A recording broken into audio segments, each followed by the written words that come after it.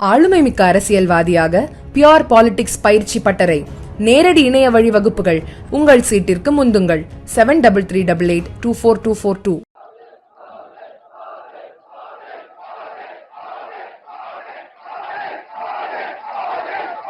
नमस्कार।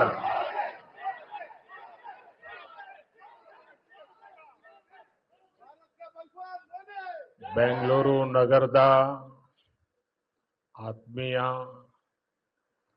ನಾಗರಿಕ ಬಂಧು ಭಗಿನಿಯರೇ, ನಿಮಗೆಲ್ಲ ನನ್ನ ನಮಸ್ಕಾರಗಳು।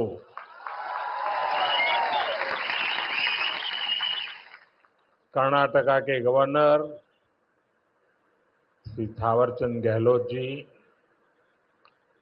मुख्यमंत्री सिद्धरामैया जी, केंद्र में मेरे सहयोगी मनोहर लाल खट्टर जी, एचडी कुमारस्वामी जी, अश्विनी वैष्णव जी, वी सोमन्ना जी, सुश्री शोभा जी, उप मुख्यमंत्री डीके शिव कुमार जी, कर्नाटक सरकार में मंत्री वी सुरेश जी, नेता विपक्ष आर अशोक जी, सांसद तेजस्वी सूर्या जी, डॉक्टर मंजुनाथ जी, एमएलए विजेंद्र येडियुरप्पा जी और कर्नाटका के मेरे भाई और बहनों, कर्नाटका की धरती पर कदम रखते ही अपनापन सा महसूस होता है। यहाँ की संस्कृति, यहाँ के लोगों का प्यार और कन्नड़ा भाषा की मिठास दिल को छू जाती है। सबसे पहले मैं बेंगलुरु शहर की अधिष्ठात्री देवी अन्नम्मा ताई के चरणों में प्रणाम करता हूं।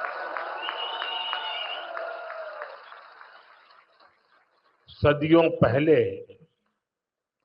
नाड़ प्रभु केम्पेगौड़ा जी ने बेंगलुरु शहर की नींव रखी थी। उन्होंने एक ऐसे शहर की संकल्पना की थी से भी जुड़ा हो और साथ ही प्रगति की नई ऊंचाइयों को भी छुए।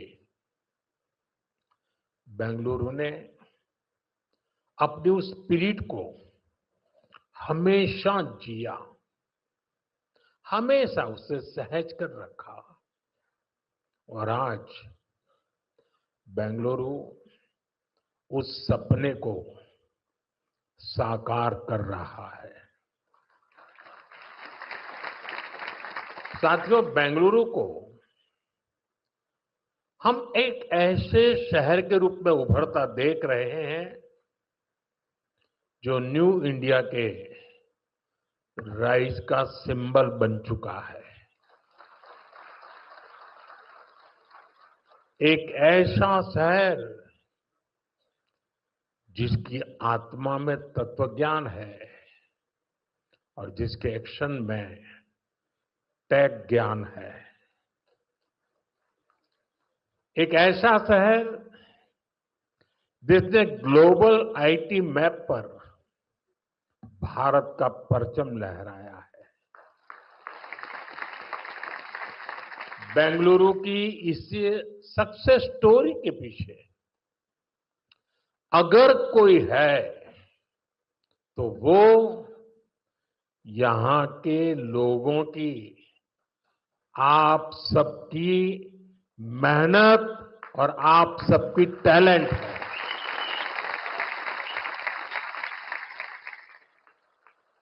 फ्रेंड्स, 21वीं सदी में अर्बन प्लानिंग और अर्बन इंफ्रास्ट्रक्चर हमारे शहरों की बहुत बड़ी आवश्यकता है। बेंगलुरु जैसे शहरों को हमें भविष्य के लिए भी तैयार करना है। बीते समय में बेंगलुरु के लिए भारत सरकार की तरफ से हजारों करोड़ रुपए की योजनाएं शुरू की गई हैं। आज इस अभियान को नई गति मिल रही है। आज बेंगलुरु मेट्रो येलो लाइन का शुभारंभ हुआ है। मेट्रो फेज 3 की आधारशिला भी रखी गई है। साथ ही देश के अलग अलग हिस्सों के लिए 3 नई वंदे भारत ट्रेनों को हरी झंडी भी दिखाई गई है। बेंगलुरु से बेलगावी के बीच वंदे भारत की सेवा शुरू हुई है। इससे बेलगावी के व्यापार और टूरिज्म को बढ़ावा मिलेगा। इसके अलावा नागपुर से पुणे और श्री माता वैष्णो देवी कटरा से अमृतसर के बीच भी वंदे भारत एक्सप्रेस शुरू हुई है। इससे लाखों श्रद्धालुओं को लाभ होगा, पर्यटन को बढ़ावा मिलेगा। मैं इन सभी प्रोजेक्ट्स के लिए वंदे भारत ट्रेनों के लिए बेंगलुरु, कर्नाटका और देश के लोगों को बहुत बहुत बधाई देता हूं। साथियों, आज ऑपरेशन सिंदूर के बाद मैं पहली बार बेंगलुरु आया हूं।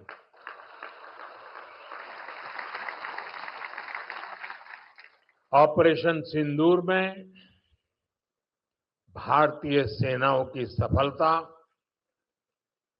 सीमा पार कई किलोमीटर भीतर आतंकवादी ठिकानों को नेस्त नाबूद करने की ताकत और आतंकवादियों के बचाव में उतरे पाकिस्तान को कुछ ही घंटों में घुटनों पर लाने की हमारी क्षमता पूरी दुनिया ने नए भारत के इस स्वरूप के दर्शन किए हैं।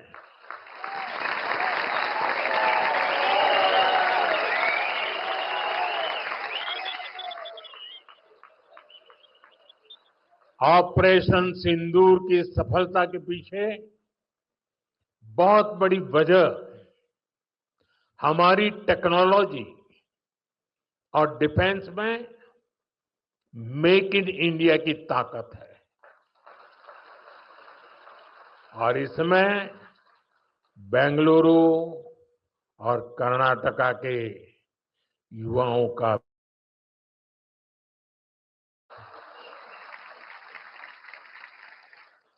मैं इसके लिए भी आज आप सभी का अभिनंदन करता हूं।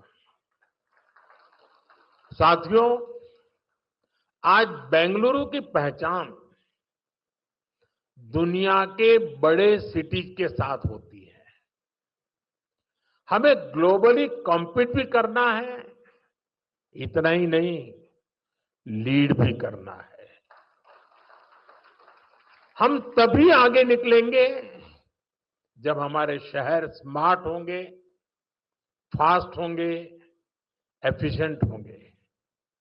इसलिए आज मॉडर्न इंफ्रा के लिए प्रोजेक्ट पूरे कराने पर हमारा इतना जोर है। आज आरवी रोड से बोम्मा संद्रा तक येलो लाइन शुरू हुई है। ये बेंगलुरु के कई अहम एरियाज को आपस में कनेक्ट करेगी। बसवनगुड़ी से इलेक्ट्रॉनिक सिटी तक ये सफर में भी अब सब कम समय लगेगा। इससे लाखों लोगों के जीवन में ईज ऑफ लिविंग बढ़ेगी, ईज ऑफ वर्किंग बढ़ेगी। साथियों, आज येलो लाइन के लोकार्पण के साथ ही हमने फेज 3 यानी ऑरेंज लाइन का भी शिलान्यास किया है। जब ये लाइन शुरू होगी तो येलो लाइन के साथ मिलकर डेली 25 लाख पैसेंजर्स को फैसिलिटेट करेगी। 25 लाख पैसेंजर। ये बेंगलुरु के ट्रांसपोर्ट सिस्टम को एक नई ताकत देगी, एक नई ऊंचाई देगी। साथियों, बेंगलुरु मेट्रो ने देश को पब्लिक इंफ्रास्ट्रक्चर डेवलपमेंट का एक नया मॉडल भी दिया है। बेंगलुरु मेट्रो कई अहम स्टेशनों के लिए इंफोसिस फाउंडेशन, बायोकॉन और डेल्टा इलेक्ट्रॉनिक जैसी कंपनियों ने पार्ट फंडिंग की है। सीएसआर के इस्तेमाल का ये मॉडल एक बड़ी प्रेरणा है। मैं इस अभिनव प्रयास के लिए कॉरपोरेट सेक्टर को बहुत बहुत बधाई देता हूं। साथियों, आज भारत दुनिया की फास्टेस्ट ग्रोइंग मेजर इकोनॉमी है। पिछले 11 इयर्स में हमारी इकोनॉमी 10वें नंबर से टॉप 5 में पहुंच गई। हम बहुत तेजी से टॉप 3 इकोनॉमी बनने की ओर आगे बढ़ रहे हैं। ये स्पीड हमें कैसे मिली है? ये स्पीड हमें रिफॉर्म, परफॉर्म, ट्रांसफॉर्म की स्पिरिट से मिली है। ये स्पीड हमें साफ नीयत और ईमानदार प्रयासों से मिली है। आप याद करिए, 2014 में मेट्रो सिर्फ 5 शहरों तक सीमित थी, 5 सिटीज। अब 24 सिटीज में 1000 किलोमीटर से ज्यादा मेट्रो नेटवर्क है। भारत अब दुनिया का तीसरा सबसे बड़ा मेट्रो नेटवर्क वाला देश बन गया है। 2014 से पहले लगभग 20,000 किलोमीटर रेल रूट का इलेक्ट्रिफिकेशन हुआ था। यानी देश आजाद होने से 2014 तक हमने पिछले 11 इयर्स में ही 40,000 किलोमीटर से अधिक रेल रूट पर इलेक्ट्रिफिकेशन किया है।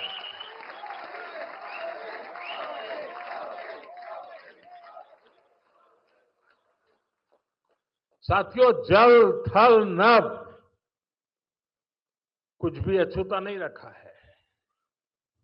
फ्रेंड, जमीन ही नहीं, देश की उपलब्धियों का परचम आसमान में भी लहरा रहा है। 2014 तक भारत में सिर्फ 74 एयरपोर्ट थे। अब इनकी संख्या बढ़कर गई है।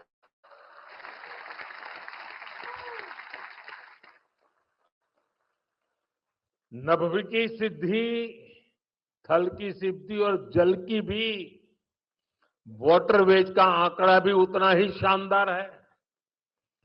2014 में सिर्फ 3 नेशनल वाटरवेज ऑपरेशनल थे। अब यह संख्या बढ़कर 30 हो चुकी है। साथियों, हेल्थ और एजुकेशन सेक्टर में भी देश ने एक बड़ी जंप लगाई है।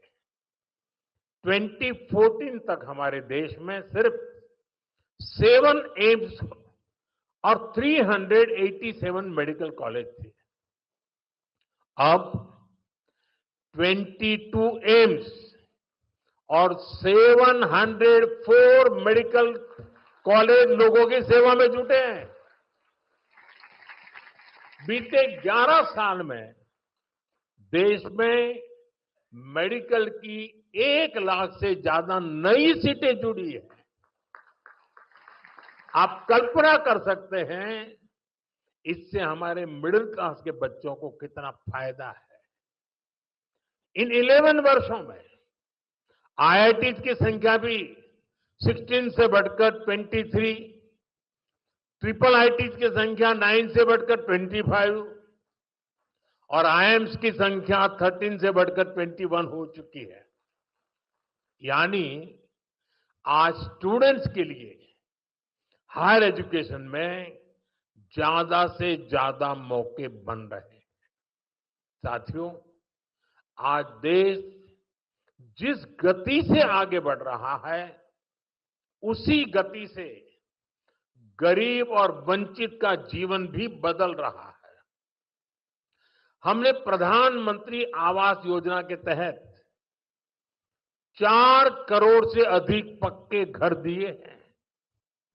अब हमारी सरकार 3 करोड़ घर और बनने जा रही है। हमने सिर्फ 11 इयर्स में 12 करोड़ से अधिक टॉयलेट्स बनाए हैं। इससे देश की करोड़ों माताओं बहनों को गरिमा, स्वच्छता और सुरक्षा का अधिकार मिला है। साथियों, देश आज जिस गति से विकास कर रहा है, इसके पीछे हमारी इकोनॉमिक ग्रोथ एक बड़ा फैक्टर है। आप देखिए, 2014 से पहले भारत का टोटल एक्सपोर्ट 468 बिलियन डॉलर तक पहुंचा था। आज ये 824 बिलियन डॉलर हो गया है। पहले हम मोबाइल इंपोर्ट करते थे, वहीं अब हम मोबाइल हैंडसेट के टॉप 5 एक्सपोर्टर बन गए हैं।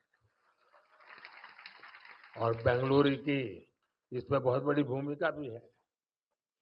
2014 से पहले हमारा इलेक्ट्रॉनिक्स एक्सपोर्ट लगभग 6 बिलियन डॉलर था। अब ये भी लगभग 38 बिलियन डॉलर तक पहुंच गया।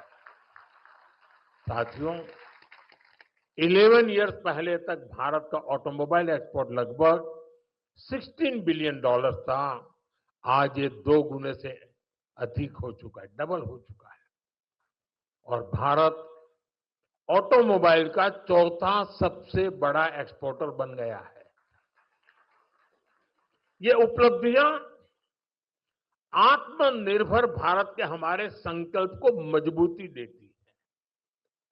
हम मिलकर आगे बढ़ेंगे और देश को विकसित बनाएंगे। साथियों, विकसित भारत न्यू इंडिया की ये यात्रा डिजिटल इंडिया के साथ कदम से कदम मिलाकर पूरी होगी। आज हम देख रहे हैं, इंडिया एआई मिशन जैसी योजनाओं से भारत ग्लोबल एआई लीडरशिप की दिशा में आगे बढ़ रहा है। सेमीकंडक्टर मिशन भी अब स्पीड पकड़ रहा है। भारत को जल्द ही मेड इन इंडिया चिप मिलने जा रही है। आज Bharat low cost, high tech space mission का ग्लोबल उदाहरण बन गया है। यानी फ्यूचरिस्टिक टेक्नोलॉजी से जुड़ी जो भी संभावनाएं हैं, भारत उन सब में आगे बढ़ रहा है। और भारत के इस एडवांसमेंट की एम्पावरमेंट ऑफ पुअर। आप देखिए, आज देश में डिजिटाइजेशन का दायरा गांव-गांव तक पहुंच चुका है। यूपीआई के जरिए दुनिया का 50% से ज्यादा रियल टाइम ट्रांजैक्शन भारत में हो रहा है। दुनिया का 50%। टेक्नोलॉजी की मदद से हम सरकार और नागरिकों के बीच की दूरी कम कर रहे हैं। आज देश में 2200 से ज्यादा सरकारी सेवाएं मोबाइल पर उपलब्ध है। उमंग ऐप से आम नागरिक घर बैठे सरकारी काम निपटा रहा है। डिजी लॉकर से सरकारी प्रमाण पत्रों का झंझट खत्म हुआ है। अब हम एआई पावर्ड थ्रेट डिटेक्शन जैसी टेक्नोलॉजीज में भी निवेश कर रहे हैं। हमारा प्रयास है कि देश में डिजिटल रिवॉल्यूशन का फायदा समाज के आखिरी व्यक्ति तक पहुंचे और इस प्रयास में बेंगलुरु पूरी सक्रियता से काम कर रहा है। साथियों, वर्तमान उपलब्धियों के बीच अब हमारी अगली बड़ी प्राथमिकता होनी चाहिए टेक आत्मनिर्भर भारत। इंडियन टेक कंपनियों ने पूरी दुनिया में अपनी छाप छोड़ी है। हमने पूरे वर्ल्ड के लिए सॉफ्टवेयर्स और प्रोडक्ट्स बनाए हैं। अब समय है हम भारत की जरूरतों को और ज्यादा प्रायोरिटी दें। हमें नए प्रोडक्ट्स डेवलप करने में और तेजी से आगे बढ़ना है। आज हर डोमेन में सॉफ्टवेयर और ऐप्स का इस्तेमाल हो रहा है। इसमें भारत नई ऊंचाई पर पहुंचे, ये बहुत जरूरी है। जो इमर्जिंग फील्ड्स है, हमें उनमें भी लीड लेने के लिए काम करना होगा। हमें मेक इन इंडिया में मैन्युफैक्चरिंग सेक्टर में भी बेंगलुरु और कर्नाटका की प्रेजेंस को और मजबूत करना है।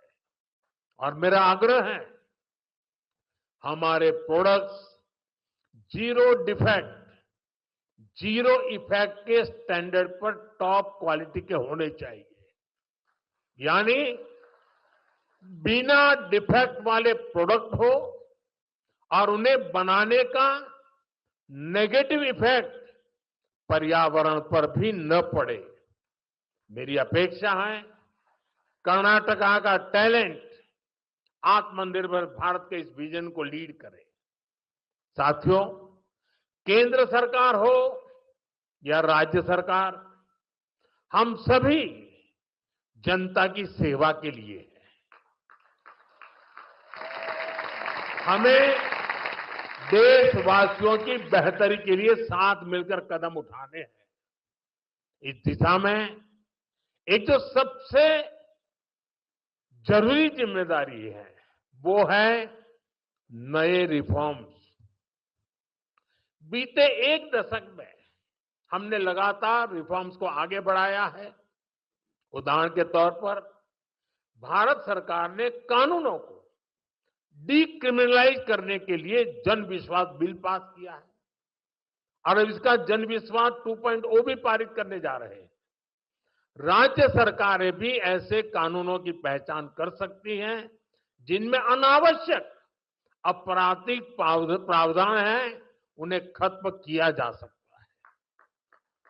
हम मिशन कर्मयोगी चला रहे हैं ताकि सरकारी कर्मचारियों को कॉम्पिटेंसी बेस्ड ट्रेनिंग दी जा सके। राज्य भी अपने अधिकारियों के लिए इस लर्निंग फ्रेमवर्क को अपना सकते हैं। हमने एस्पिरेशनल डिस्ट्रिक्ट प्रोग्राम और एस्पिरेशनल ब्लॉक प्रोग्राम पर बहुत जोर दिया है। राज्य भी इसी तरह अपने यहां ऐसे क्षेत्रों की पहचान कर सकते हैं जिन्हें विशेष ध्यान की आवश्यकता है। हमें राज्य सरकार के स्तर पर भी नए रिफॉर्म्स को लगातार पुश करना चाहिए। मुझे विश्वास है हमारे ये साझे प्रयास कर्नाटका को विकास की नई ऊंचाई पर ले जाएंगे। हम साथ मिलकर विकसित भारत के संकल्प को पूरा करेंगे। इसी भाव के साथ मैं एक बार फिर आप सभी को इन डेवलपमेंट प्रोजेक्ट की बहुत बहुत बधाई देता हूं। बहुत बहुत धन्यवाद।